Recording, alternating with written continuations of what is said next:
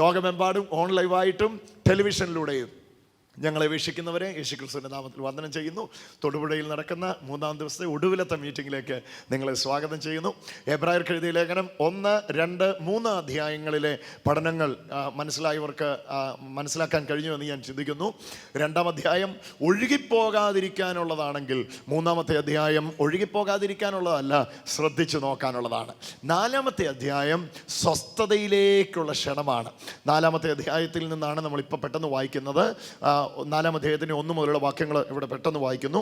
അവന്റെ സ്വസ്ഥതയിൽ പ്രവേശിപ്പാനുള്ള വാഗ്ദത്തം ശേഷിച്ചിരിക്കയാൽ, യേശുവിന്റെ സ്വസ്ഥതയിൽ പ്രവേശിപ്പാനുള്ള വാഗ്ദത്തം ശേഷിച്ചിരിക്കയാൽ നിങ്ങൾക്കാർക്കെങ്കിലും അത് ലഭിക്കാതെ പോയി എന്ന് വരാതിരിപ്പാൻ. എന്നോട് ചേർന്ന് ഈ പദം ഒന്ന് പറയാമോ? സ്വസ്ഥതയിൽ പ്രവേശിക്കുക. എല്ലാവരും ഒന്ന് പറഞ്ഞേ, സ്വസ്ഥതയിൽ പ്രവേശിക്കുക. സ്വസ്ഥത എന്ന വാക്കിന്റെ അർത്ഥം നിങ്ങൾക്ക് ഞാൻ പറയാതെ തന്നെ അറിയാം. എല്ലാ കാര്യങ്ങളും നല്ലതായിട്ട് നടക്കുന്ന കാണുമ്പം അങ്ങനെ നല്ലതായിട്ട് നടക്കുന്ന വ്യക്തികൾക്കുണ്ടാകുന്ന ഒരു അനുഭൂതിയാണ് സ്വസ്ഥത. എന്നതാ സ്വസ്ഥത എന്ന് എടുത്ത് കാണിക്കാൻ പറഞ്ഞാൽ ആർക്കും കാണിക്കാനായിട്ട് ഒക്കത്തില്ല.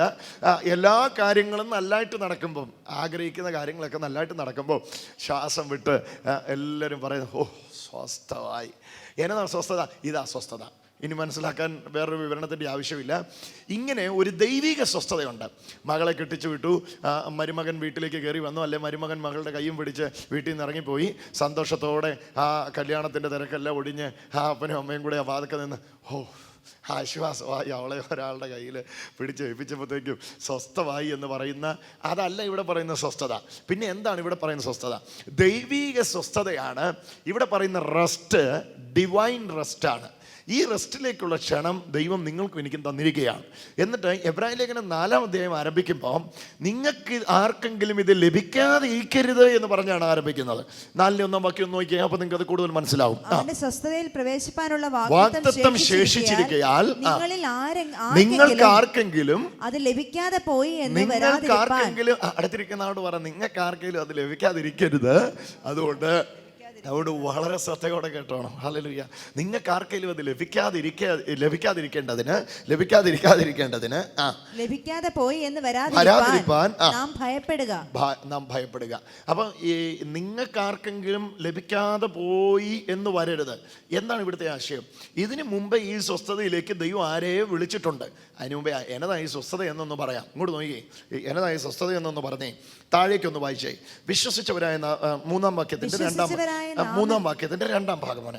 അവർ എന്റെ സ്വസ്ഥതയിൽ പ്രവേശിക്കയില്ല എന്ന് ഞാൻ എന്റെ ക്രോധത്തിൽ സത്യം ചെയ്തു അരുളി ചെയ്തിരിക്കുന്നുവല്ലോ. 7-ാം നാളിൽ എന്നതാ സ്വസ്ഥത എന്ന് പറയുക? 7-ാം നാളിൽ ദൈവം തന്റെ സകല പ്രവർത്തികളിൽ നിന്ന് നിവൃത്തനായി എന്ന് 7-ാം നാളിനെ കുറിച്ച് ഒരിടത്ത് പറഞ്ഞിരിക്കുന്നു. അപ്പൊ ഇതാണ് സ്വസ്ഥതയുടെ യഥാർത്ഥ പിക്ചർ. 6 ദിവസം കൊണ്ട് ഇന്ന് കാണുന്ന അണ്ടകടാകത്തെ മുഴുവൻ ഉണ്ടാകട്ടെ എന്ന വാക്കുകൊണ്ട് പടച്ചുരച്ച ദൈവം 6-ാം ദിവസം കഴിഞ്ഞ് 7-ാം ദിവസം ഒരു ദൈവിക സ്വസ്ഥതയിൽ പ്രവേശിച്ചു.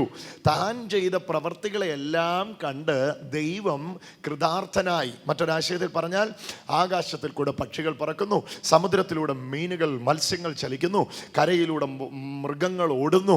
ഇങ്ങനെ തൻ്റെ പ്രവർത്തികളെല്ലാം കണ്ട് കൃതാർത്ഥനായ ദൈവം തനിക്കുണ്ടായ അവസ്ഥയെക്കുറിച്ചാണ് ഈ വാക്യത്തിൽ 4-ാം വാക്യത്തിൻ്റെ 1-ാം ഭാഗത്തിൽ തന്നെ വിശദീകരിക്കുന്നത്.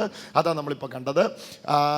തൻ്റെ സ്വസ്ഥത 6 ദിവസം കൊണ്ട് ഇതിനെ മുഴുവൻ ചെയ്തിട്ട് 7-ാം നാളിൽ ദൈവം സ്വസ്ഥനായിരുന്നു. അന്നു മുതൽ ഈ ദൈവിക സ്വസ്ഥതയിലേക്ക് മനുഷ്യനെ ദൈവം വിളിക്കുക. അതവിടെ അതിൻ്റെ ചരിത്രം തുടങ്ങുന്നത്. 6 ദിവസം കൊണ്ട് ഇതിനെ മുഴുവൻ ഉണ്ടാക്കിയ ദൈവം 7-ാം ദിവസം നിവൃതനായി സ്വസ്ഥതയിലിരുന്നു.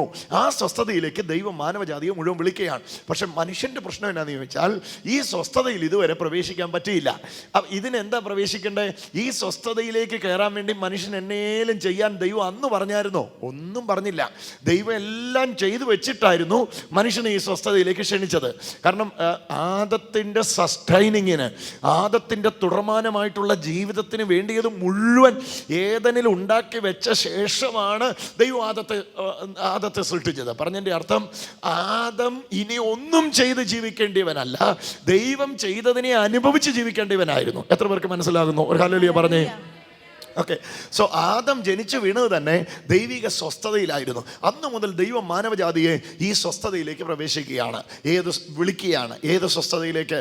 ദൈവം അന്ന് തനിക്കുണ്ടായ സ്വസ്ഥത എന്ന അവസ്ഥയിലേക്ക് ദൈവം മാനവജാതിയെ വിളിക്കുകയാണ്. എന്നാൽ ഈ സ്വസ്ഥതയിലേക്ക് പ്രവേശിക്കുവാൻ വിളിച്ചവർക്ക് ഇതിൽ കയറാൻ പറ്റിയില്ല. ആരെയായിരുന്നു വിളിച്ചത്? നിങ്ങൾക്കിത് ലഭിക്കാതെ പോയി എന്ന് വരരുത്. ആ വാക്യം, ഒന്നാം വാക്യം ഒന്ന് വായിച്ചു. 4-ന്റെ 1-ാം വാക്യം ഒന്ന് വായിച്ചു. അവന്റെ സ്വസ്ഥതയിൽ പ്രവേശിപ്പാനുള്ള വാഗ്ദത്തം ശേഷിച്ചിരിക്കുന്നു.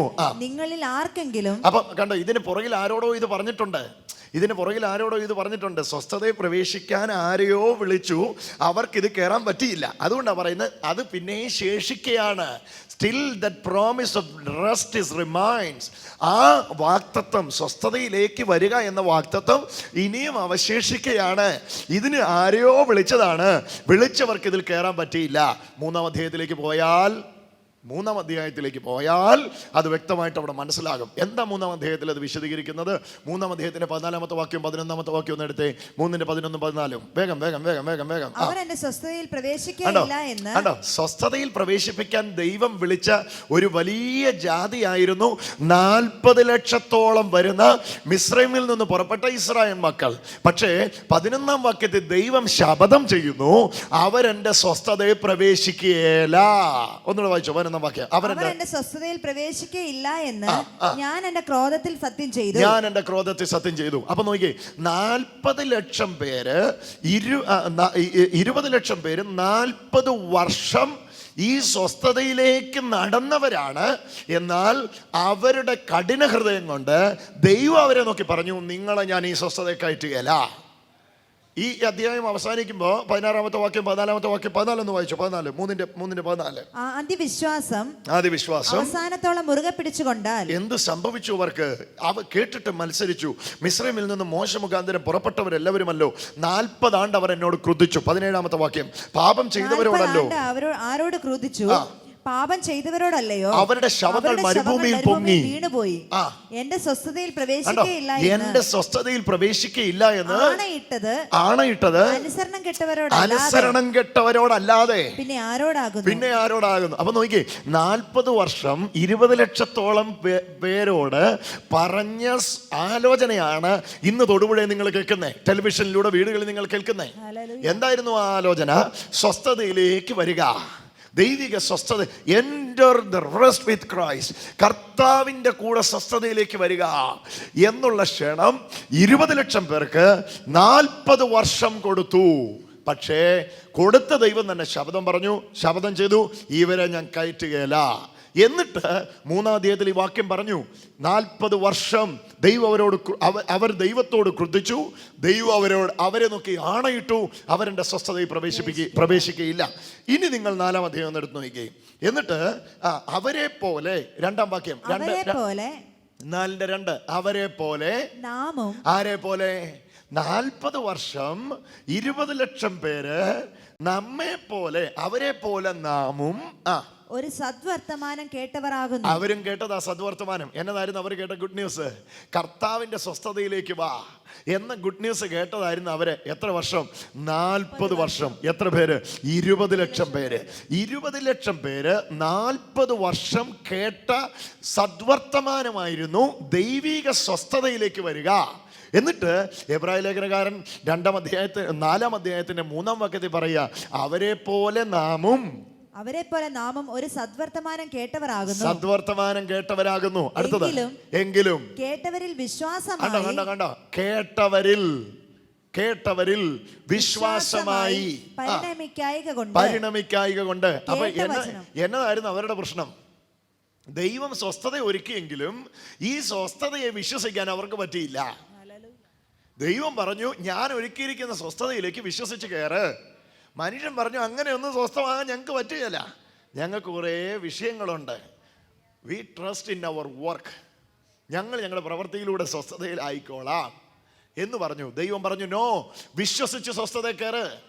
മനുഷ്യൻ പറഞ്ഞു, വേണ്ട, വിശ്വസിച്ച് ദൈവം തരുന്ന സ്വസ്ഥതയിൽ ഔദാര്യം കൈപ്പറ്റി കയറേണ്ട ഗതികളൊന്നും ഞങ്ങൾക്കില്ല, ഞങ്ങൾ സ്വസ്ഥതയ്ക്ക് വേണ്ടി പ്രവർത്തിച്ചോളാം. 40 കൊല്ലം പ്രവർത്തിച്ചു. റിസൾട്ട് അവിടെ എഴുതി വെച്ചിരിക്കുന്നു. ഒരാൾ പോലും ദൈവിക സ്വസ്ഥതയിൽ പ്രവേശിച്ചില്ല. ഹല്ലേലൂയ. എന്നിട്ട് എബ്രായ ലേഖനം 4-ാം അധ്യായത്തിന്റെ 3-ാം വാക്യത്തിൽ പറയുക, അവരെ പോലെ നാമും സദ്വർത്തമാനം കേട്ടവരാ, സ്വസ്ഥതയിലേക്കുള്ള ക്ഷണം കിട്ടിയവരാ, പക്ഷെ അവർക്ക് കയറാൻ പറ്റാഞ്ഞത് അവിശ്വാസം ഹേതുവായിട്ടാ. അടുത്ത വാക്യം ഒന്ന് വായിച്ചേ. നാമോ, നമുക്കോ, വിശ്വസിച്ചവരായ ഓ കരമടിച്ച വാക്യത്തിനായിട്ടൊന്ന് യേശുവിന് മഹത്വം കൊടുത്തു. വിശ്വസിച്ചവരായ നാമല്ലോ സ്വസ്ഥതയിൽ പ്രവേശിക്കുന്നു. യേശു സ്വസ്ഥത വരുത്തി എന്ന് വിശ്വസിച്ച നാമല്ലോ. ക്രൂശിൽ യേശു എനിക്ക് വേണ്ടി സകലവും ചെയ്തു കഴിഞ്ഞ് എനിക്ക് സ്വസ്ഥത വരുത്തി എന്ന് വിശ്വസിച്ചവരായ നാമല്ലോ.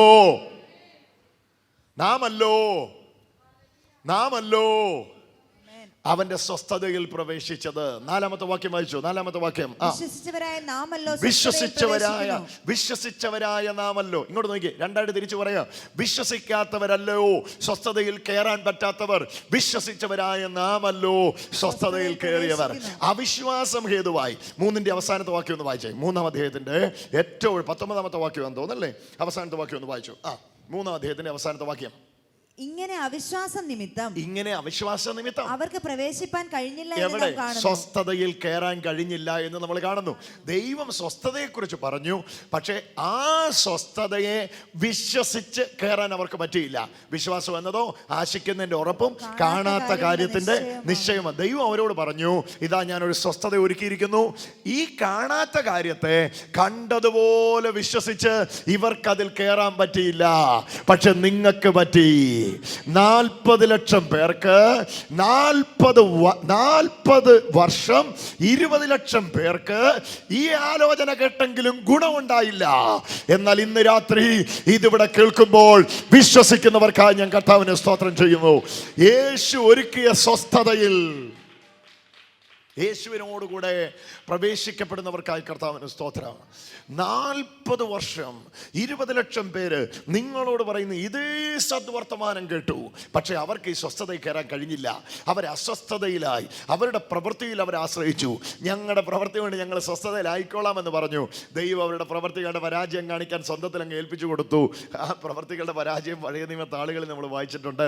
എന്നിട്ട് ദൈവം പുതിയ നിയമസഭയോട് എബ്രായ ലേഖനം എഴുതുമ്പോൾ എബ്രായ ക്രിസ്ത്യാനികളോട് പറയുക, വീണ്ടും സ്വസ്ഥത ഉണ്ടാക്കാൻ പോകണ്ട, കർത്താവ് ഒരുക്കിയ സ്വസ്ഥതയിലോട്ട് കയറിക്കോ. വിശ്വസിച്ചവരായ നാമല്ലോ. ഹല്ലേലൂയ. 2 വാക്യം ചേർത്ത് പിടിക്ക്. 3-ാം അധ്യായത്തിന്റെ അവസാനത്തെ വാക്യവും 4-ാം അധ്യായത്തിന്റെ 4-ാം വാക്യം കൂടെ ചേർത്ത് പിടിക്ക്. അപ്പൊ ഈ ആശയം മനസ്സിലാവും. 3-ാം അധ്യായത്തിന്റെ അവസാനത്തെ വാക്യം ഇങ്ങനെ പറയും, ഇങ്ങനെ അവിശ്വാസ നിമിത്തം അവർക്ക് കയറാൻ കഴിഞ്ഞില്ല. എവിടെ? ഈ സ്വസ്ഥതയിൽ കയറാൻ പറ്റിയില്ല. ഇനി 4-4 വായിക്കേ. വിശ്വസിച്ചവരായ നാമല്ലോ. അവിശ്വാസ നിമിത്തം അവർക്ക് കയറാൻ പറ്റിയില്ല, വിശ്വാസ നിമിത്തം നമുക്ക് കയറാൻ പറ്റി. കയറിയവർക്കായി സ്തോത്രം. യേശുവിൽ സ്വസ്ഥത കണ്ടെത്തിയവർക്കായി സ്തോത്രം. കരമടിച്ചൊന്ന് യേശുവിന് മഹത്വം കൊടുത്തു. എന്നതാ എബ്രായ ലേഖനകാരൻ ഇവിടെ പറയുന്നത്? ശ്രദ്ധിച്ച് കേക്ക്. എബ്രായ ലേഖനത്തിന്റെ ഓരോ അധ്യായത്തിലും യേശുവിന്റെ വർണ്ണനയാണ്. യേശു എത്ര വലിയവനാന്ന് നോക്ക്. 1-ാം അധ്യായത്തിൽ യേശു ദൂതന്മാരെക്കാൾ ശ്രേഷ്ഠൻ. 2-ാം അധ്യായത്തിൽ യേശു സ്വർഗജീവികളെക്കാൾ ശ്രേഷ്ഠൻ. 3-ാം അധ്യായത്തിൽ യേശു പഴയ നിയമത്തിന്റെ മധ്യസ്ഥനായ മോശയേക്കാൾ ശ്രേഷ്ഠൻ. 4-ാം അധ്യായത്തിൽ യേശു മോശയുടെ പിന്തുടർച്ചയായി വന്ന യോശുവ എന്ന യങ് ലീഡറിനേക്കാൾ വലിയവൻ. എത്രാമത്തെ വാക്യത്തിലാണ് അതുള്ളത്? 4-ാം അധ്യായത്തിന് താഴേക്കുള്ള വാക്യം വായിച്ചാട്ടെ. യോശുവ 7-ാമത്തെ വാക്യം വായിച്ചു. 8-ാമത്തെ വാക്യം. യോശുവ അവർക്ക് സ്വസ്ഥത വരുത്തി. കണ്ടോ? യോശുവ അവർക്ക് സ്വസ്ഥത വരുത്തിയെങ്കിൽ മറ്റൊരു ദിവസത്തെക്കുറിച്ച് പിന്നത്തേതിൽ കൽപ്പിക്കയില്ലായിരുന്നു. അപ്പൊ നോക്കി ഇറങ്ങി മിസ്രൈമിൽ നിന്ന് യാത്ര തുടങ്ങിയപ്പോ അവരുടെ മധ്യസ്ഥൻ മോശയായിരുന്നു. ദൈവഭവനത്തിന്റെ വിശ്വസ്തനായ ഭൃത്യനായ മോശ. ഇന്ന് പകൽ വന്നവർക്ക് അത് കേട്ടവർക്ക് അത് മനസ്സിലാകും. ദൈവഭവനത്തിന്റെ വിശ്വസ്തനായ ഭൃത്യനായ മോശയ്ക്ക് പുത്രനായ യേശുവിനെ പോലെ സ്വസ്ഥതയിലേക്ക് നടത്താൻ കഴിഞ്ഞില്ല. ഭൃത്യനായ മോശ പുത്രനായ യേശുവിനെ പോലെ സ്വസ്ഥതയിലേക്ക് നയിച്ചില്ല. എബ്രായ ലേഖനം 3-ാം അധ്യായം മോശയേക്കാൾ ദൈവഭവനത്തെക്കാൾ ഭവനം ചമച്ച യേശു ശ്രേഷ്ഠൻ. 4-ാം അധ്യായം വിശദീകരിക്കുമ്പോൾ പറയുകയാണ്, ഈ വാഗ്ദത്തം നിങ്ങൾക്ക് കൊണ്ടുതരുവാൻ യേശുവിന് കഴിയും. എന്തുകൊണ്ട്? ഈ വാഗ്ദത്തത്തിലേക്ക് അവസാന ബാറ്റൺ, റിലേയുടെ അവസാന ബാറ്റൺ കൈ പിടിച്ച് ഓടിയത് യോശുവയായിരുന്നു. മോശയോട് ദൈവം പറഞ്ഞു, നീ വാഗ്ദത്ത കനാലിൽ കയറുകയില്ല. എന്നാൽ മോശ കയറാത്തടത്ത് യോശുവ കയറി. അപ്പൊ എല്ലാവരും പറഞ്ഞു, യോശുവ ഞങ്ങൾക്ക് സ്വസ്ഥത വരുത്തി. ഉടനെ എബ്രായ ലേഖനകാരൻ 6-4 അധ്യായത്തിന്റെ 9-ാമത്തെ വാക്യം അല്ലേ, 8-ാമത്തെ വാക്യത്തെ ചോദിക്കുകയാണ്, യോശുവ വരുത്തി സ്വസ്ഥത വരുത്തിയെങ്കിൽ മറ്റൊരു ദിവസത്തെ കുറിച്ച് പിന്നത്തേതിൽ കൽപ്പിക്കുമായിരുന്നോ? യോശുവ തന്നായിരുന്നെങ്കിൽ തരുമെന്ന് പറഞ്ഞ് മറ്റൊരു ദിവസത്തെ കുറിച്ച് പിന്നത്തേതിൽ കൽപ്പിക്കുമായിരുന്നോ? അതിന്റെ അർത്ഥം യോശുവ വരുത്തിയില്ല, മോശ വരുത്തിയില്ല, യോശുവ വരുത്തിയില്ല, യേശു വരുത്തി. കരമടിച്ച് ഒന്ന് യേശുവിന് മഹത്വം കൊടുത്തു. എത്ര ശ്രേഷ്ഠനാണ് യേശു എന്ന് ഓർത്തൊന്ന് കരമടിച്ചു. ഹല്ലേലൂയ. മോശ വരുത്തിയില്ല, യോശുവ വരുത്തിയില്ല, യേശു വരുത്തി. വിശ്വസിച്ച നാമല്ലോ അവന്റെ സ്വസ്ഥതയിൽ പ്രവേശിക്കുന്നത്. കനാൻ നാട്ടിൽ എത്തിയിട്ടും ഈ ജാതിക്ക് സ്വസ്ഥത ഉണ്ടായിരുന്നോ? ചരിത്രം അറിയാവുന്നവർക്കറിയാം, കനാൻ നാട്ടിൽ എത്തിയിട്ടും ഈ ജാതിക്ക് സ്വസ്ഥതയിലായിരുന്നു. 8 വിധ ജാതികൾ ഈ ഗ്രൂപ്പിനെ, ഈ എബ്രായ ഗ്രൂപ്പിനെ ഉപദ്രവിക്കാൻ തുടങ്ങി. ഹിത്യർ, എബൂസ്യർ, അമോന്യർ, അമാല്യക്കർ, ഇങ്ങനെ തുടങ്ങുകയാണ്. മിദ്യാന്യർ, അമോന്യർ, പെരൂസ്യർ, ഈ ജാതികളെല്ലാം വന്ന് ഈ ജനത്തെ കൊള്ളയിടാനും ഉപദ്രവിക്കുവാനും തുടങ്ങി. എന്നെ പറഞ്ഞതിൻ്റെ അർത്ഥം, വിശ്വസിച്ച് സ്വസ്ഥത കയറാൻ ദൈവം പറഞ്ഞപ്പോൾ പറഞ്ഞു, വേണ്ട വേണ്ട വേണ്ട വേണ്ട, ഞങ്ങൾ പ്രവർത്തിച്ച് കയറിക്കോളാം എന്ന് പറഞ്ഞപ്പോൾ ദൈവം പറഞ്ഞു, ആട്ടെ ഒന്ന് കാണട്ടെ, ആട്ടെ ഒന്ന് കാണട്ടെ, ആട്ടെ ഒന്ന് കാണട്ടെ. 40 വർഷം പ്രവർത്തിച്ചു സ്വസ്ഥത കയറാൻ വേണ്ടി ശ്രമിച്ചു. 20 ലക്ഷം പേര് പ്രവർത്തിച്ചു നോക്കി, ഒരു തരത്തിലും നടന്നില്ല. 40 വർഷം 20 ലക്ഷം പേര് ഒരുപോലെ ശ്രമിച്ചു ഈ സ്വസ്ഥതയിൽ കയറാൻ. എന്നാൽ നിങ്ങളെ ഇന്ന് വിളിക്കുകയാണ്, ഒന്നും ശ്രമിക്കണ്ട, യേശു ക്രൂശിൽ ഈ സ്വസ്ഥത നിങ്ങൾക്ക് വരുത്തിയെന്ന് ഒന്ന് വിശ്വസിക്ക്. Hallelujah, hallelujah. അപ്പൊ യോശുവ പറഞ്ഞപ്പോഴും അവിടെ കുറച്ച് കാര്യങ്ങളൂടെ ഇനിയും വിശദീകരിക്കേണ്ടതുണ്ട്. ഹല്ലേലൂയ. അതുകൊണ്ട് ചിലർ അതിൽ സത്വർത്താനം കേട്ട് അനുസരിക്കാത്തതുകൊണ്ട് പ്രവേശിച്ചില്ല. ഈ 7-ാമത്തെ വാക്യം എടുത്ത് ഒത്തിരി സമയം എടുക്കേണ്ടി വരും. 9-ാമത്തെ വാക്യം കൂടെ ഞാൻ ഒന്ന് പെട്ടെന്ന് വായിക്കാം. 9-ാമത്തെ വാക്യം, ആകയാൽ ദൈവത്തിന്റെ ജനത്തിന് ഒരു ശബത്തിന്റെ അനുഭവം ശേഷിച്ചിരിക്കുന്നു. അതൊരു വലിയ പ്രധാനപ്പെട്ട വാക്യം, ഒന്ന് അടിവരയിട്ടോ. ആകയാൽ ദൈവജനത്തിന് ഒരു ശബത്തിന്റെ അനുഭവം. ഉറക്കെ പറ, ദൈവജനത്തിന് എല്ലാവരും ഒന്ന് പറഞ്ഞേ. അപ്പൊ അതോടെ ഞാൻ പറഞ്ഞ് അവസാനിപ്പിക്കാം. ദൈവജനത്തിന് ഒരു ശബത്തിന്റെ അനുഭവം ശേഷിച്ചിരിക്കുന്നു. എന്നതായി ശബത്തിന്റെ അനുഭവം? ഹല്ലേലൂയ. ശബത്ത് യേശുവിന്റെ വരവിന്റെ സമയത്ത് അനുഭവം അല്ലായിരുന്നു, ആചാരമായിരുന്നു. നിങ്ങൾക്കത് അറിയാമെങ്കിൽ അറിയാം. ശബത്തില് അനുഭവം അങ്ങോട്ട് മാറിയിട്ട് ആചാരമായി. എന്തായിരുന്നു വാസ്തവത്തിൽ ശബത്ത് എന്നതിൻ്റെ അനുഭവം? എന്തായിരുന്നു വാസ്തവത്തിൽ ശബത്ത് എന്നുള്ളതിൻ്റെ ആചാരമായപ്പോൾ സംഭവിച്ചത്? ശബത്ത് എന്നുള്ളതിൻ്റെ അനുഭവമായിരുന്നു ദൈവത്തിന് അതുണ്ടായിരുന്നപ്പോൾ ഉണ്ടായിരുന്നത്. 6 ദിവസം കൊണ്ട് ഇതിനെ മുഴുവൻ ഉണ്ടാക്കിയിട്ട് 7-ാം ദിവസത്തിൽ ദൈവം റെസ്റ്റ് ചെയ്തതിനെ, ആ റെസ്റ്റിംഗ് ഡേ ആണ്, ആ സ്വസ്ഥതയുടെ ദിവസത്തെയാണ് ദൈവം ശബത്ത് എന്ന് വിളിച്ച് വേർതിരിച്ചത്. എന്നിട്ട് ആ ശബത്ത് വാസ്തവത്തിൽ യേശുവിലൂടെ കിട്ടുന്ന, ശ്രദ്ധിച്ച് കേൾക്കണേ, പറയുന്ന എന്നാലേ നിങ്ങൾക്ക് അത് കണക്റ്റഡ് ആവുള്ളൂ. യേശുവിലൂടെ കിട്ടുന്ന യഥാർത്ഥ സ്വസ്ഥതയുടെ നിഴലായിരുന്നു അവിടെ ആരംഭിച്ച് പിതാവായ ദൈവം അന്ന് വിശ്രമിച്ചത് ക്രിസ്തുവിലായിരുന്നു. പിന്നീട് ഈ ശബത്ത് എന്ന ഉപദേശം അല്ലെങ്കിൽ ഈ ശബത്തിന്റെ അനുഭവം എല്ലാവർക്കും ഉണ്ടാകണമെന്ന് ദൈവം ആഗ്രഹിച്ചപ്പോഴും കർത്താവ് ആഗ്രഹിച്ചത് സത്യസന്ധമായിട്ട് ഈ ശബത്തിന്റെ അനുഭവമായിരുന്നു. പക്ഷെ യേശു വന്നപ്പോൾ ശബത്തിന്റെ അനുഭവം മാറിയിട്ട് ശബത്തിന്റെ ആചാരമാകേണ്ടത്. അതുകൊണ്ടാണ് യേശു ഈ ആചാരത്തെ മുഴുവൻ ഖണ്ഡിച്ചത്. നിങ്ങൾ ആ വാക്യം വായിച്ച പുതിയ നിയമത്താളുകൾ വായിച്ചാൽ അറിയാം, ഏതെല്ലാം ദിവസങ്ങൾ കർത്താവിനെ സൗഖ്യമാക്കാനുണ്ടായിരുന്നു, ശബത്തിൽ തന്നെ പോയി സൗഖ്യമാക്കും. ശബത്തിൽ സൗഖ്യമാക്കിയാലും കുഴപ്പമില്ല. ഈ സൗഖ്യം അങ്ങ് നടത്തി പക്ഷപാത രോഗി ആണ്ട് തളർന്ന് കിടക്കുന്നവനെ അവനെ അങ്ങ് സൗഖ്യമാക്കിയിട്ട് അതുവഴി അങ്ങ് പോവുകയാണെങ്കിൽ ഒരു കുഴപ്പമില്ല. എന്നാൽ പോകത്തില്ല കർത്താവ്. നിന്റെ പാപങ്ങൾ മോചിച്ചിരിക്കുന്നതുകൊണ്ട് എഴുന്നേറ്റ് നിന്റെ കിടക്കെടുത്ത് നടക്ക്. സൗഖ്യമായാൽ അവിടെ പ്രശ്നമില്ല. രണ്ടാമത് ഈ കിടക്കെടുത്ത് നടക്കുക എന്ന് പറയുന്ന പ്രവൃത്തി ശബത്തിൽ ചെയ്യാൻ പാടില്ലാത്തതാണ്. ശബത്തിൽ അവിടെയുള്ള യഹൂദന്മാരെല്ലാം ഉപവാസമാണ്. എന്നാൽ ശിഷ്യന്മാർ ശബത്തിൽ പോകുമ്പോൾ എന്നാ എന്നറിയോ? കതിര് പറിച്ച് തിന്നും. വയലിൽ നിന്ന് കതിര് പറിച്ച് തിന്നും. തിറ്റിപ്പിരാന്തന്മാരായിരുന്നു, കതിര് പറിച്ച് തിന്നുകൊണ്ടിരിക്കും. അപ്പം ഞാൻ വിചാരിച്ചു ഈ ശബത്തിൽ കതിര് പറിച്ച് തിന്ന ശിഷ്യന്മാർ ഇങ്ങനെ ചെയ്യുന്നു എന്ന് പറഞ്ഞ് പരീക്ഷന്മാർ വന്ന് കർത്താവിനെ കുറ്റം പറഞ്ഞപ്പോൾ, കർത്താവിൻ്റെ അടുക്ക് വന്ന് കുറ്റം പറഞ്ഞപ്പോൾ ഞാൻ വിചാരിച്ചു, ആരോടാ കതിര് പറിച്ചു തിന്നേ, ഇങ്ങോട്ടും മാറി നിൽക്കടാ, ഇന്ന് ശബത്താന്ന് നിനക്ക് അറിയത്തില്ലേ? ഇതൊന്നും യേശു നടത്തുന്നില്ല. ശബത്തിന് ഞാൻ കർത്താവാകുന്നു എന്ന് പറഞ്ഞ് യേശു പോവുക. Hallelujah, hallelujah. എന്നതാ വാസ്തവത്തിൽ ശബത്ത് എന്ന് ഈ വാക്യത്തിലൂടെ നിങ്ങൾ മനസ്സിലാക്കണമേ. ദൈവജനത്തിന് ഒരു ശബത്തിന്റെ ഉപദേശം ശേഷിച്ചിരിക്കുന്നു എന്നല്ല, ശബത്തിന്റെ അനുഭവം. ഒന്നുകൂടെ വായിച്ചു പോണേ വാക്യം, എബ്രായ ലേഖനം 4-ാം അധ്യായത്തിന്റെ ആകയാൽ ദൈവത്തിന്റെ ജനത്തിന്, എബ്രായ ലേഖനം 4-ാം അധ്യായത്തിന്റെ 9-ാമത്തെ വാക്യം. ആകയാൽ ദൈവജനത്തിന് ഒരു ശബത്ത് അനുഭവം ശേഷിച്ചിരിക്കുന്നു. ഇംഗ്ലീഷിൽ വായിച്ചാൽ അത് therefore a rest to the people of God. A rest is prepared for the people of God. ദൈവജനത്തിന് ഒരു സ്വസ്ഥത ഒരുക്കിയിരിക്കുന്നു. ഈ സ്വസ്ഥത അന്ന് ശബത്ത് എന്ന് പേർ വിളിച്ചിരുന്നു. ആ ശബത്ത് യേശുവിലൂടെ ലഭിക്കാനിരിക്കുന്ന സ്വസ്ഥതയുടെ നിഴലായിരുന്നു. എത്ര പേർക്ക് മനസ്സിലായി? അതുകൊണ്ടാ യേശു വന്നു കഴിഞ്ഞിട്ട് ഈ പരിപാടി ഇവിടെ ആചാരം നടന്നപ്പോൾ യേശു പറഞ്ഞു, ഇത് ആചാരമല്ല, ഇത് അനുഭവമാ, ഇത് എന്നെ കൊണ്ട് നിവൃത്തിയാകേണ്ടതാ, ഞാനാ ഇതിൻ്റെ കർത്താവ്, ശബത്തിൻ്റെ കർത്താവ് ഞാനാകുന്നു. I am the Lord.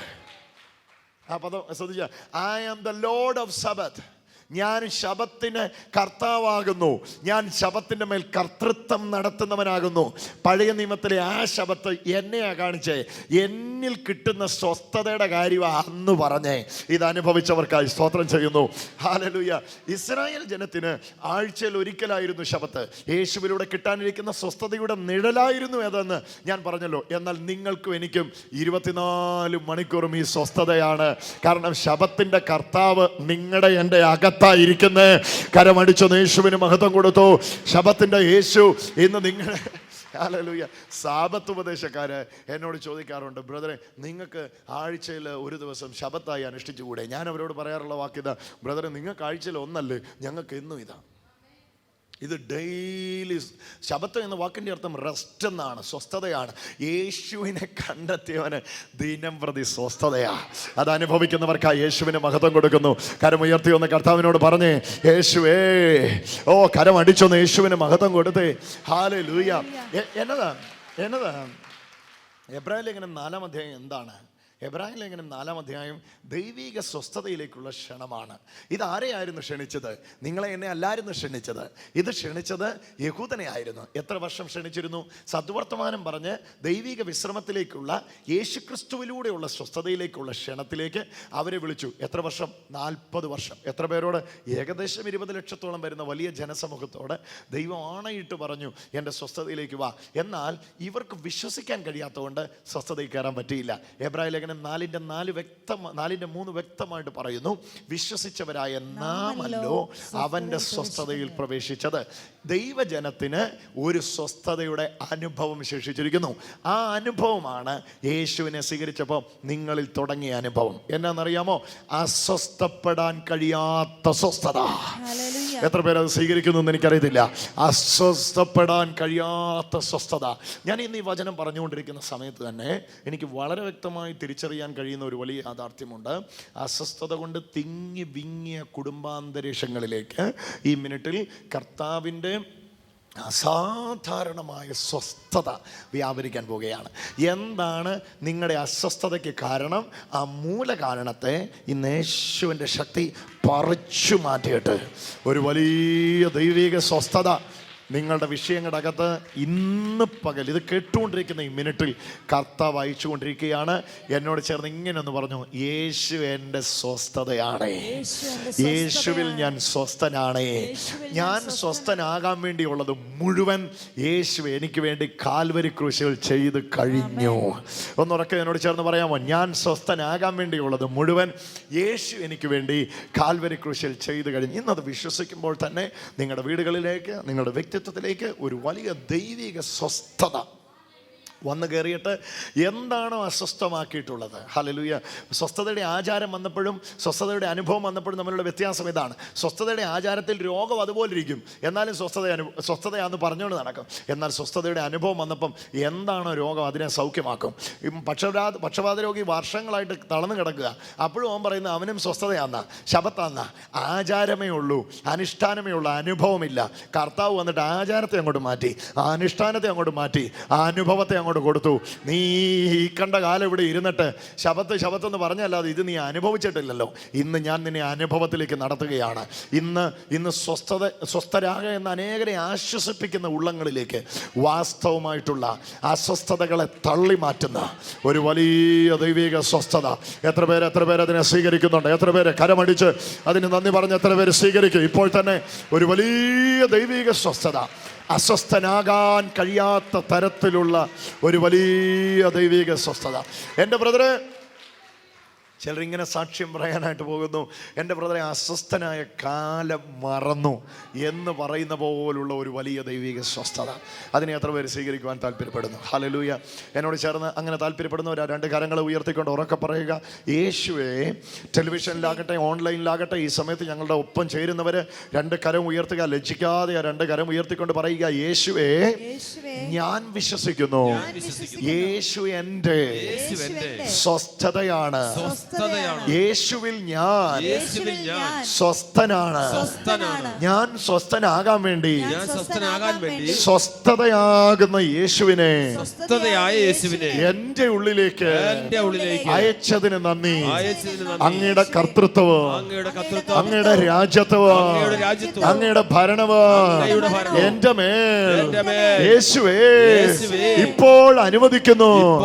എല്ലാ മക്കളും അതരം തുറന്ന് വിളിച്ചാട്ടെ, യേശുവേ സ്വസ്ഥതയുടെ കർത്താവേ, യഥാർത്ഥ ശബത്തിന്റെ അനുഭവമേ ഞങ്ങളിൽ വന്ന് നിറയണമേ. കർത്താവേ, കരമുയർത്തി നിൽക്കുന്ന ഓരോ മക്കൾക്ക് വേണ്ടി ഈ സമയത്ത് പ്രാർത്ഥിക്കുന്നു. എനിക്കറിയാം അസ്വസ്ഥത കൊണ്ട് തിങ്ങി വിങ്ങിയ വീടുകളിലേക്ക് ദൈവീക സ്വസ്ഥത തള്ളിക്കയറട്ടെ. എന്താണ് അവരുടെ അസ്വസ്ഥത ഉണ്ടാക്കിയിരിക്കുന്നത്? അവിടേക്ക് ഒരു വലിയ ഡിവൈൻ റെസ്റ്റ് കയറട്ടെ, ഒരു വലിയ ഡിവൈൻ റെസ്റ്റ് കയറട്ടെ. ഓ ഹല്ലേലൂയ. പർവ്വത സമാനമായി നിൽക്കുന്ന വിഷയങ്ങൾ ഇപ്പോൾ ഘനീഭവിക്കട്ടെ, ഉരുകിത്തുടങ്ങട്ടെ. മഞ്ഞുമലകൾ ഉരുകി താഴ്വരകൾ ഉണ്ടാകട്ടെ യേശുവിൻ്റെ നാമത്തിൽ. ഹല്ലേലൂയ. ഇപ്പോൾ സംഭവിച്ചുകൊണ്ടിരിക്കുകയാണ്. എല്ലാ മക്കളും വിശ്വസിച്ചുകൊണ്ട് എൻ്റെ കൂടെ പ്രാർത്ഥിക്കുക. യേശുവിൻ്റെ നാമത്തിൽ ഇവരുടെ വീടുകളിലേക്ക് അവർ തിരികെ ചെല്ലുമ്പോൾ അസ്വസ്ഥത ഇരുന്നിടത്ത് സ്വസ്ഥത ഇരിക്കുന്നത് കാണട്ടെ. ഓ ഹല്ലേലൂയ. അസ്വസ്ഥത ഇരുന്നിടത്ത് റെസ്റ്റ് ഇരിക്കട്ടെ. യേശുവിൻ്റെ നാമത്തിൽ അത് സംഭവിച്ചു കഴിഞ്ഞതിനായി സ്തോത്രം. യേശുവാണ് സ്വസ്ഥത. ഈ സ്വസ്ഥതയിലേക്ക് വിശ്വാസത്താൽ പ്രവേശിക്കുകയാണ് ഞാൻ എന്നറിഞ്ഞിന്ന് വിശ്വാസത്താൽ പ്രവേശിക്കുന്ന ഓരോ ഉള്ളങ്ങളെയും അവിടുന്ന് തൃപ്തി വരുത്തുന്നതിനായിട്ട് നന്ദി. ധാരാളം കൃപകളെ നിന്റെ മക്കളുടെ മേൽ അയച്ചാട്ടെ. പരിധി കൂടാത്ത ഉറവകളെ നിന്റെ മക്കൾക്ക് വേണ്ടി തുറന്നാട്ടെ. അവരത് അനുഭവിക്കട്ടെ യേശുവിൻ നാമത്തിൽ തന്നെ. കരങ്ങളെ അടിച്ചുകൊണ്ട് ഒരാഘോഷമാക്കി തീർത്തോ. Hallelujah, hallelujah. എന്നോട് ചേർന്നൊന്ന് പറഞ്ഞ്, യേശു എൻ്റെ സ്വസ്ഥതയാണ്. യേശുവേ എന്ന് വിളിച്ചോ. എല്ലാ മക്കളും വിളിച്ചോ. ഓരോ ജീവിതങ്ങളുടെ മേലും ആ ദൈവിക സ്പർശനം വീണുകൊണ്ടിരിക്കുകയാണ്. എന്താണ് ആ സഹോദരി യേശു തൊടുന്നുണ്ട്. കൈ ഉയർത്തിക്കേ. ഓടി വന്ന് ഇങ്ങോട്ട്. ഓടി വാ, പെട്ടെന്ന് വാ.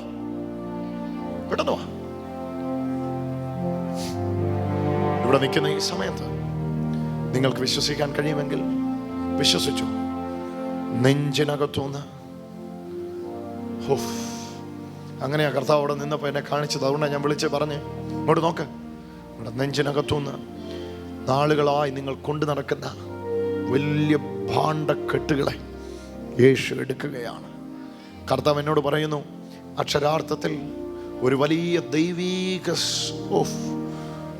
സ്വസ്ഥത ഈ മകളുടെ ശരീരത്തിലേക്ക് അടിച്ചിറങ്ങുന്നു. ഈ സമയത്ത് ആസ്മ സൗഖ്യമാകുന്നു. ചേച്ചിയുടെ പേരെന്നാ? അല്ല ചേച്ചി, ആസ്മ സൗഖ്യമാകുന്നതെന്ന് എനിക്ക് മനസ്സിലാകും. ചേച്ചിക്ക് ആസ്മയുണ്ടോ? എത്ര വർഷമായിട്ടുണ്ട്? എത്ര വർഷമായി ഇത് ആരംഭിച്ചിട്ട്? ഓ, ഈ സമയത്ത് തന്നെ ഒന്ന് ആ നെഞ്ചിലേക്ക്. ഈ മകളുടെ മേൽ 3 സൗഖ്യങ്ങൾ ഒറ്റയടിക്ക് നടക്കുന്നത്.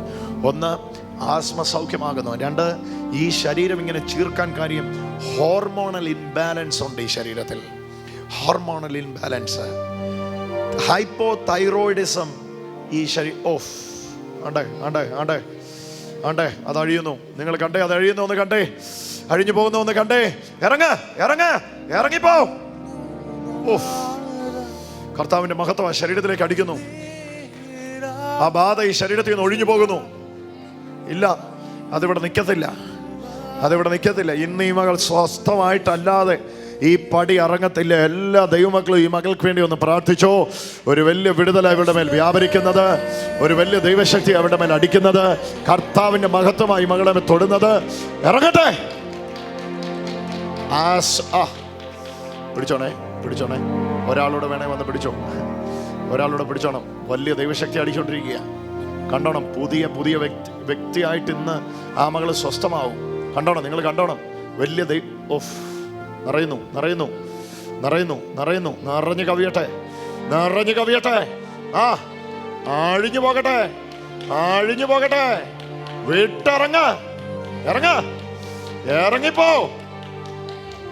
ഇറങ്ങിപ്പോ. ഈ മകൾ ആ ദൈവിക കർത്താവിന്റെ ശക്തി അടിച്ചുകൊണ്ടിരിക്കുന്നു. നിങ്ങളെല്ലാവരും കണ്ടേ? യേശുവിന്റെ ശക്തി അടിക്കുന്നു. ഈ ഫുൾ ബോഡി ഇപ്പോൾ സൗഖ്യമാകുകയാണ്. Touch of Jesus. സ്പർശനം നടക്കട്ടെ.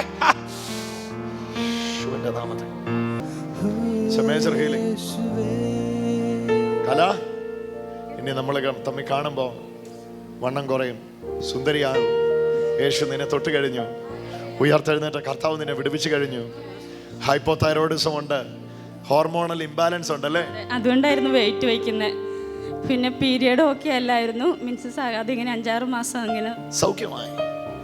കംപ്ലീറ്റ് ഹീലിംഗ് ഇന്ന് നടന്നു. സന്തോഷത്തോടൊപ്പം, ആനന്ദത്തോടൊപ്പം.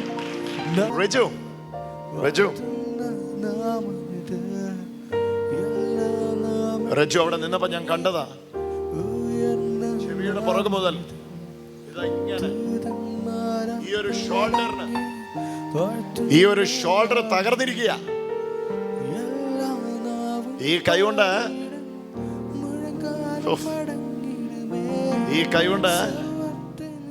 ഈ പ്രയാസത്തിന്റെ ആധിക്യത്തിൽ ഒരു മഗ്ഗിലെ വെള്ളം പോലും ഉയർത്താൻ പറ്റുകയില്ല. അതുപോലെ ഈ കൈയുടെ പ്രയാസത്താൽ നീ ഭാരപ്പെടുവാന്ന് എനിക്ക് മനസ്സിലാവുന്നു. ശരിയാണോ ഞാൻ ഈ പറയുന്നത്? ശരിയാണ്. ഇത് എന്നാ പറ്റിയതാ? ജോലി ചെയ്യുമ്പോൾ കൈക്ക് ഇങ്ങനെ പൊങ്ങാൻ പറ്റുന്നല്ലോ. ജോലി ചെയ്തോണ്ട് ഇതിനിടെ സംഭവിച്ചതാ? അതെ. എത്ര വർഷമായി ഇതിങ്ങനെ സംഭവിച്ചിട്ട്? 1 വർഷം. ഒരൊറ്റ പ്രാവശ്യം യേശു എന്ന് വിളിച്ചോ. ഇന്ന് ഈ കൈ പൊക്കി കരം അടിച്ചിട്ടേ പോകത്തുള്ളൂ. ഉറപ്പാണ്. തീരുമാനമുള്ള ആളാ. ഉറപ്പ് കേട്ടാ അറിയാം. കർത്താവേ, എനിക്കിതിനെ തൊട്ട് സൗഖ്യമാക്കുന്ന സിദ്ധിയില്ല. പക്ഷെ അങ്ങേക്ക് ഈ മകനെ തൊടാതിരിക്കാൻ പറ്റുകയില്ല. അവിടെ നീ മകനെ സ്നേഹിക്കുന്നതിനാല് നിത്യ സ്നേഹമേ, ദൈവകൃപയെ ഞങ്ങളങ്ങനെ ആരാധിക്കുന്നു. ഇതാ ഈ മനുഷ്യന്റെ ഈ കയ്യെ യേശു റെസ്റ്റോർ ചെയ്യുന്നു. നിങ്ങളെല്ലാരും കണ്ടേ? സ്പർശനം നടക്കുന്നു. എനിക്ക് വേറെ ഒന്നും പറയാനില്ല. ഈ കൈ ഉയർന്നിരിക്കണം. അങ്ങനെ ഇരുന്നോണം. ഞാൻ വിട്ടാലും അങ്ങനെ ഇരുന്നോണം.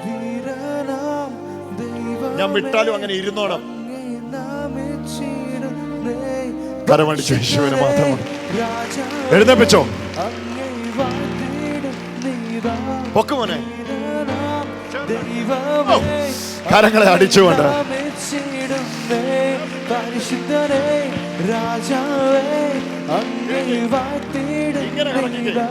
ചെയ്യാൻ വയ്യാത്ത എല്ലാം ചെയ്തേ. ഒരു ഫാൻ കറങ്ങുന്ന 5 ഫാന് 5 ഇത് 2 ആയുള്ളൂ. 5 ആയില്ല. എന്നോട് പറഞ്ഞേ, ഇച്ചിരിയിലും പ്രയാസം അവിടെ ഉണ്ടോ? ഇല്ല, ഒരു പ്രയാസവും ഇല്ല. കരമടിച്ചൊന്ന് യേശുവിന് മാത്രം കൊടുത്തേ. ഒരു ദിവസം പെട്ടെന്ന് ജോലി ചെയ്തതിനിടയിൽ വന്ന തളർച്ചയായിരുന്നു ഇത്. അതെ അതെ. കർത്താവ് വലിയവൻ. കരങ്ങളെ അടിച്ചുകൊണ്ട് യേശുവിന് മാത്രം കൊടുക്കുക. 2 hours മുമ്പ് നടന്ന കാര്യങ്ങൾ പോലും ഓർത്ത് റീകളക്ട് ചെയ്യാൻ പറ്റില്ല. പറ്റില്ല. അങ്ങനെ തന്നെ ഉണ്ടോ? 2 hours മുമ്പ് നടക്കുന്ന കാര്യങ്ങൾ പോലും റീകളക്ട് ചെയ്യാൻ പറ്റില്ല. എന്നാ സംഭവിച്ചതെന്ന്. പിന്നെ ആരോടെങ്കിലും ചോദിക്കണം എന്നതാരും സംഭവിച്ചതെന്ന്. അങ്ങനെയാണോ? അതെ. മോൻ എങ്ങനെയാ? ഓക്കെ, നിങ്ങൾ രണ്ടുപേരും അടുത്ത് വന്നോ. മോളിങ്ങോട്ട് അടുത്ത് വന്നോ. മോനിങ്ങോട്ട് പോരെ, മോൻ ഫ്രണ്ടിലോട്ട് പോരെ. നിങ്ങൾ രണ്ടുപേരുടെ മേലും കർത്താവിൻ്റെ മഹാശക്തി പാടിക്കാൻ പോവുകയാണ്. ഉയർത്തെഴുന്നേറ്റ് യേശു ഈ 3 പേരെയും തൊടുകയാണ്. കണ്ണുകളെ അടച്ച് നിങ്ങൾ യേശുവേ എന്ന് ധ്യാനിച്ചോ. ഇത് നിങ്ങളുടെ അത്ഭുതത്തിൻ്റെ സമയമാണ്. Oh, the divine touch of Jesus. Oh, the divine touch of Jesus. Memory തിരിച്ചു വരട്ടെ. ഗ്രാസ്പിംഗ് കപ്പാസിറ്റി തിരിച്ചു വരട്ടെ. ഈ മകളെ യേശു തൊടുന്നു കേട്ടോ. ഇവളുടെ മേൽ ആദ്യം ദൈവത്തെ സ്പർശനം വരുന്നു. നീ ഒത്തിരി ഇടത്ത് അപമാനിക്കപ്പെട്ടിട്ടുണ്ട് ഈ കാരണത്താൽ. പക്ഷെ ഇന്നുകൊണ്ട് അപമാനത്തെ യേശു എടുത്തു മാറ്റുന്നു. ദാ ആ സ്പിരിറ്റ് അഴിഞ്ഞു പോകുന്നു. Get out. Get out. Get out. Get out. Get out. Get out. Get out. ഈ മകളെ വിട്ടുപോ. ഇറങ്ങിപ്പോ. ഇവൾക്ക് ആ മെമ്മറി ഇല്ലായ്മ ഇനി വേണ്ട. ഇനി ആ വിഷയത്തിൽ ഇവൾ അപമാനിക്കപ്പെടേണ്ട ആവശ്യമില്ല. സഹപാഠികൾക്കിടയിൽ പോലും നിന്ദിതയായി തലതാഴ്ത്തേണ്ട ആവശ്യം ഇനി ഇവൾക്കില്ല. ഈ മകളെ യേശു തൊടുന്നു, സ്പർശനം അടിക്കുന്നു. Touch of Jesus, touch of Jesus, touch of Jesus, touch of Jesus, touch. നിറഞ്ഞു കവിയട്ടെ. പൂർണ്ണമായിട്ട് ഇപ്പൊ തിരികെ വന്നേ പറ്റുള്ളൂ. തലയിലെ ഞരമ്പുകൾ ഇപ്പൊ ഫങ്ഷനായേ പറ്റുള്ളൂ. ഓർമ്മ ഇപ്പം മടങ്ങി വന്നേ പറ്റുകയുള്ളൂ. 2 മണിക്കൂർ പോലും മുമ്പുള്ളതല്ല. എത്ര വർഷം കഴിഞ്ഞാലും ഓർക്കത്തക്ക തരത്തിലുള്ള അസാധാരണമായ ജ്ഞാനം.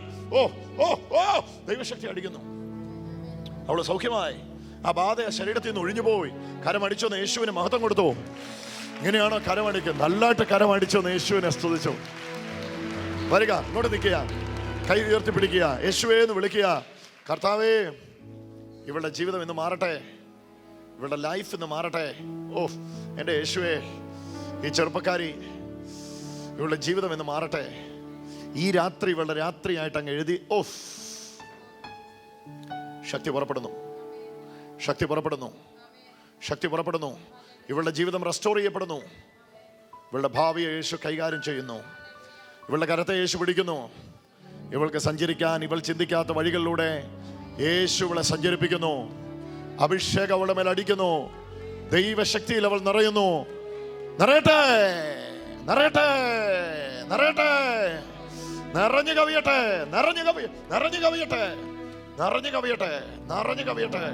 ഈ മകളുടെ മേലേക്ക് ജീവൻ അടിക്കുന്നു.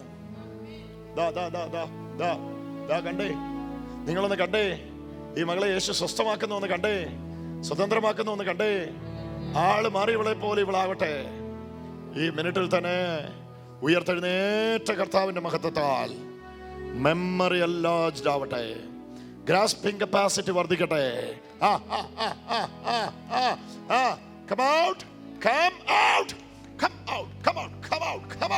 Come out. You spirit. Jesus. ഇവളുടെ ഓർമ്മയെ നശിപ്പിച്ച ദുരാത്മാവ് ആ ശരീരത്തിൽ നിന്ന് ഇറങ്ങി ഓടുന്നത് കൊണ്ട് കരമടിച്ചൊന്ന് യേശുവിന് മഹത്വം കൊടുത്തു. മോളിഞ്ഞോട് വന്നേ, ഓടി വന്നേ മോനെ. അവളെ യേശു തൊടുന്നുണ്ട്. അവളെ കർത്താവ് സ്പർശിക്കുകയാണ്. മോനെ, യേശുവേ എന്ന് വിളിക്കേണ്ട സമയമാട്ടോ ഇപ്പൊ. നിന്റെ തലയിൽ നിന്ന് എന്തോ റിങ് കർത്താവ് എടുത്തു മാറ്റുന്നു. അവിടെ മേൽ കർത്താവിന്റെ സ്പർശനം അടിക്കുന്നു. ചേച്ചി, ഇവിടെ എന്നാ പ്രശ്നം? എന്നതാ അത്? കൈവച്ചതിലോട്ട് അത് അപ്രത്യക്ഷമാവുക. ചേച്ചിയുടെ മേൽ ദൈവശക്തി അടിച്ചുകൊണ്ടിരിക്കുന്നു. ഇറങ്ങിപ്പോ.